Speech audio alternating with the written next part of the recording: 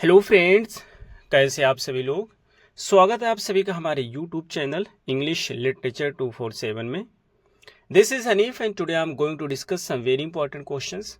और जो हमारे आज के क्वेश्चंस होंगे वो इम्पॉर्टेंट होंगे उन सभी व्यक्तियों के लिए जो किसी भी एग्जाम की प्रिपरेशन करते हैं जिसमें इंग्लिश लिटरेचर पूछा जाता है, स्पेशली उन लोगों के लिए जो बीपीएससी की प्रिपरेशन कर रहे हैं या फिर राजस्थान यूनिवर्सिटी का जो एंट्रेंस का पेपर होने वाला है पीजी का, उसकी तैयारी कर रहे हैं। और यदि आप इन दोनों की तैयारी करते हैं, यानी कि बीपीएससी की प्रिपरेशन कर रहे हैं या फिर जो राजस्थान यूनिवर्सिटी का पीजी का पेपर होने वाला है एंट्रेंस का, उसकी तैयारी कर रहे हैं, तो इन दोनों का प्रैक्टिस सेट हमारे पास रेडी है और इन दोनों का नोट्स भी रेडी है।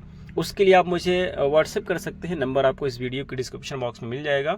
और वहीं से आप हमारे टेलीग्राम चैनल को भी ज्वाइन कर सकते हैं और अपनी एक अच्छी तैयारी कर सकते हैं। तो चलिए हम शुरू करते हैं अपने आज की इस वीडियो को। हमारा फर्स्ट क्वेश्चन है होमोनिम्स इज। आपको बताना है कि होमोनिम्स में क्या होता है। तो जो फर्स्ट हमारा है उसका सही आंसर सी हो जाएगा, यानी कि similar in sound but different in meaning. तो होमो मीन्स होता है सेम और निम माने होता है नेम, जिसका नेम एक जैसा हो, यानी कि जिसकी प्रोनाउंसिएशन एक जैसे हो लेकिन उसकी मीनिंग डिफरेंट हो, तो उसको बोलते हैं होमोनिम। सेकंड क्वेश्चन है आर के नारायण रोड। आपको बताना है कि आर के नारायण ने कितनी नॉवेल लिखी थी। तो सेकंड का हमारा सही आंसर है बी, इन्होंने 12 नॉवेल लिखी थी। Next question is 13। 1914 first world war begins. 1914 में पहली वर्ल्ड वॉर शुरू होता है। और and Robert Frost publishes his work which one is. और इसी समय क्या होता है कि रॉबर्ट फ्रॉस्ट अपने वर्क को पब्लिश करते हैं। आपको बताना है कि कौन से वर्क को इस समय पब्लिश किया गया था। तो 3 का हमारा सही आंसर होगा first, north of Boston. Next question is 4th। Stratford upon Avon is a place where Shakespeare was born. आपके एग्जाम में कई बार पूछा गया है कि शेक्सपियर कहाँ पे पैदा हुए थे, तो उसका सही आंसर है स्टैटफोर्ड अपॉन एवन। कई बार ऑप्शंस में दिया होता है स्टैटफोर्ड ऑन एवन, तो ये ऑन वाला आंसर रॉन्ग होगा, अपॉन वाला सही होगा। आपको यहाँ बताना है कि ये जो जगह है स्टैटफोर्ड अपॉन एवन, ये कहाँ पे पड़ता है। तो इसका सही हमारा 4th का जो हमारा सही आंसर होगा वो ए होगा, यानी ये वारविकशायर है। एवन जो होता है ये, इनको एवन का पोएट भी कहा जाता है, क्योंकि एवन एक रिवर है, उसी के पास इनका घर होता है। तो शेक्सपियर को एवन का पोएट भी कहा जाता है, बार्ड ऑफ एवन कहा जाता है, यानी कि एवन का पोएट। तो ये भी इंपॉर्टेंट पॉइंट है। Next question is 5। All the world is a stage and all main and women merely player. ये कहना चाहते हैं पूरा संसार एक स्टेज है और जितनी भी मेन और वीमेन है वो प्लेयर है, वो इसके पर जो है नाटककार हैं, या आप कह सकते हैं इसके पार्टिसिपेंट हैं। तो आपको बताना है कि इसमें who is the speaker of this lines. इस लाइन का स्पीकर कौन है। तो ये जो लाइन है शेक्सपियर का प्ले है जिसका नाम है एज यू लाइक इट, उसी से लिया गया है और इसका बोलने वाला व्यक्ति जैक होता है। तो D is the right answer. Next question is 6। To which work of his own did Shakespeare call the first year of my invention.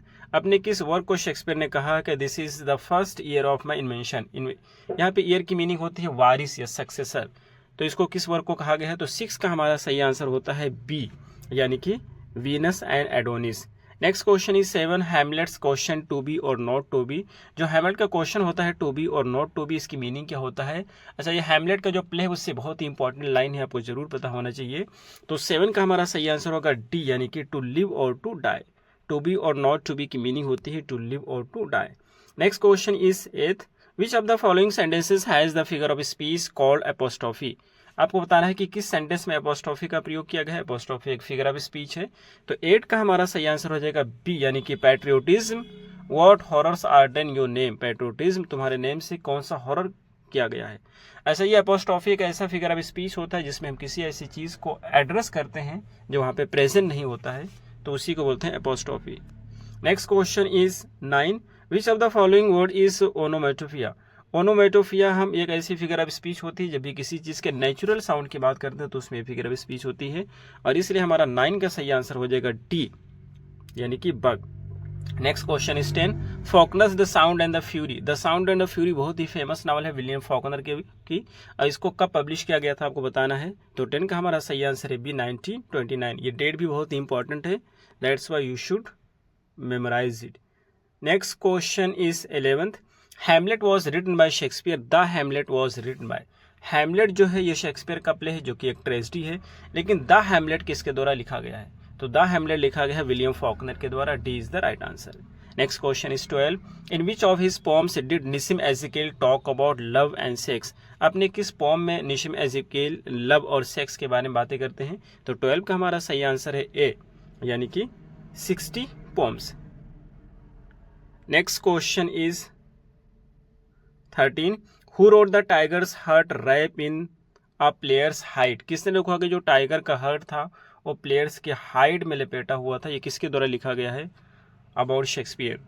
ये बोला गया है शेक्सपियर के बारे में. तो किसने बोला है? तो 13 का हमारा सही आंसर है सी, यानी कि Greene. Next question is 14. Which work of William Faulkner is also known as a boy's ambition? William Faulkner का कौन सा वर्क है जिसको बॉयज एम्बिशन के रूप में भी जानते हैं? तो 14 का हमारा सही आंसर हो जाएगा ए, यानी कि Absalom. Absalom. Next question is 15. The statement namely happiness is but an occasional episode in the general drama of pain, ये बहुत ही फेमस लाइन है और ये बताना है आपको कि असल में बेसिकली इनका एक वर्क है the mayor of Casterbridge, William Thomas Hardy का, तो उसी का ये लाइन है. आपको बताना है कि इसमें कौन से फिगर ऑफ स्पीच का प्रयोग किया गया है. तो 15 का हमारा सही आंसर है सी, है paradox. Next question is 16. When the sound of a word resembles the sound it denotes the figure of speech? जब भी साउंड जो है नहीं, वर्ड का जो साउंड होता है उसकी जो मीनिंग होती है उस साउंड से जब जो होता है वो मैच खाता है तो उसको हम क्या कहते हैं? तो 16 का हमारा सही आंसर हो जाएगा बी, यानी कि ओनोमेटोफिया. ओनोमेटोफिया का मतलब ये होता है कि जो साउंड होता है और जिस व्यक्ति के लिए यूज़ किया गया उसके लिए वही क्रिएट करते हैं, उसी टाइप से साउंड मैच कर रहा होता है. जिस साउंड को डिनोट करता है जैसे साउंड होते हैं उससे मैच करता है, तो उस वजह से हम यूज करते हैं ओनोमेटोफिया, उसको बोलते हैं. नेक्स्ट क्वेश्चन इज 17 और 17 नंबर का क्वेश्चन है कि the repetition of vowel sounds in a sequence of nearly word is called. ये कहना चाहते हैं कि जो वॉवेल साउंड का रिपीटेशन होता है एक सीक्वेंस में, तो उसको हम क्या कहते हैं या कौन से फिगर ऑफ स्पीच कहते हैं? तो 17 का हमारा सही आंसर है इसी, उसको बोलता है assonance. Next question is 18. Shelley's Adonais is a pastoral elegy. Shelley का जो एडोनाइस है एक पास्टरल एलिजी है, किसके द्वारा लिखा गया है, किसकी डेथ पे लिखा गया है? तो इसको लिखा गया है पीबी शैले के द्वारा. और किसकी डेथ पे लिखा गया है? तो इसका बी सही, जॉन कीट्स के डेथ पे लिखा गया है. Next question is 19. Which of these is not a novel bye मुल्क रास आनंद? इसमें से कौन सी एक नॉवल है जिसको मुल्क रास आनंद के द्वारा नहीं लिखी गई है? मुल्क रास आनंद इंडिया के बहुत ही फेमस राइटर है, इनको इंडिया का चार्ल्स डिकन भी कहा जाता है. तो 19 का हमारा सही आंसर होगा बी, यानी कि across the black water. Next question is 20. What does मुल्क रास आनंद सटराइज इन द कुली? कुली में किस चीज़ को सटराइज करते हैं, किस चीज़ पे बैंक करते हैं? तो 20 का हमारा सही आंसर है डी, यानी कि एक्सप्लॉयटेशन ऑफ पुअर पीपल. किस तरह से पुअर पीपल को, सॉरी इसका जो सही आंसर होगा सी होगा, यानी कि इंडस्ट्रियलाइजेशन. इंडस्ट्रियलाइजेशन से किस तरह से जो है प्रॉब्लम क्रिएट होती है उस चीज़ को उन्होंने सटायर किया है, तो इसका सी सही आंसर होगा. Next question is 21. The Waste Land by T S. Eliot is a poem of. ये वेस्टलैंड बहुत ही फेमस पोएम है जिसको 5 सेक्शन में डिवाइड किया गया है, टी.एस. इलियट के द्वारा लिखा गया था, 1922 में पब्लिश किया गया था. इसमें जो टोटल लाइन है तो 21 का सही आंसर डी होगा. इसमें टोटल लाइन है 432. Next question is 22. Which of the following statement is true about D H. Lawrence Sons and Lovers? D H. Lawrence के सन्स एंड लवर्स के बारे में कौन सा स्टेटमेंट करेक्ट है? तो 22 का हमारा सही आंसर हो जाएगा डी, सॉरी 22 का हमारा सही आंसर है, हाँ डी ही सही है. Paul kills his mother. Next question is 23. Which one is philosophical work of W.B. Yeats which he road with the help of his wife? W.B. Yeats का कौन सा एक है वर्क इसमें से जो कि फिलोसफिकल वर्क है और उसको उन्होंने अपनी वाइफ के हेल्प के साथ लिखा था, उनकी हेल्प से लिखा था? तो 23 का हमारा सही आंसर हो जाएगा ए, यानी कि a vision. Next question is 24. What is the name of an implied simile? Implied simile को क्या कहा जाता है? तो जो इम्प्लाइड सिमिली होता है वही मेटाफर होता है, तो ए इसका सही आंसर होगा. Next question is 25. What is a direct address? What is a direct address to a dead or to the absent or to personified object or idea? तो अभी आपको बताया गया कि जब भी हम किसी चीज़ को एड्रेस करते हैं या तो डेड होता है या एब्सेंट होता है तो उसके लिए हम एपोस्ट्रोफी फिगर ऑफ स्पीच का प्रयोग करते हैं. इस वजह से 25 का हमारा सही आंसर हो जाएगा सी, यानी कि apostrophe. Next question is 26. What is the figure of speech when the real meaning is exactly opposite of that which is expressed by the word? ये कहना चाहता है कि वो कौन सी फिगर ऑफ स्पीच होती है जिसमें जो उसकी रियल मीनिंग होती है और जो वहाँ पे सेंस होता है उसका जस्ट अपोजिट होता है। तो 26 का हमारा जो सही आंसर होगा वो बी होगा, यानी कि आयरनी। आयरनी में जो हम बोलना चाहते हैं उसका जस्ट अपोजिट बोलते हैं। जैसे हमने कहा चाय बहुत ठंडी हो गई है, हमने कहा यार चाय कितनी गर्म है, दैट मीन्स कि हम ये कहना चाहते हैं कि चाय बहुत ठंडी है, तो उसको आयरनी कहते हैं। Next question is 27, which of the following play by GB Shaw has been made into a film starring Audrey Hepburn. ये कहना चाहता है कि इनकी कौन सी GB शॉ की एक प्ले है जिसपे फिल्माई गई है, उसको फिल्म बनाया गया है, उसके स्टार हैं ऑड्रे हेबर्न। तो 27 का हमारा सही आंसर हो जाएगा डी, यानी कि Major Barbara. Next question is 28, which of the following Eliot's character is different from the rest. Eliot का कौन सा एक कैरेक्टर है जो बाकी सारे कैरेक्टर से डिफरेंट है? तो इसका हमारा सही आंसर है ए, यानी कि कैविटी जो होता है ये बहुत ही ह्यूमरस कैरेक्टर होता है और बाकी जितने बहुत ही सीरियस कैरेक्टर हैं, इसलिए ए इसका सही आंसर होगा। Next question is 29, Catherine Barkley is a character from Ernest Hemingway's famous novel, which one is it.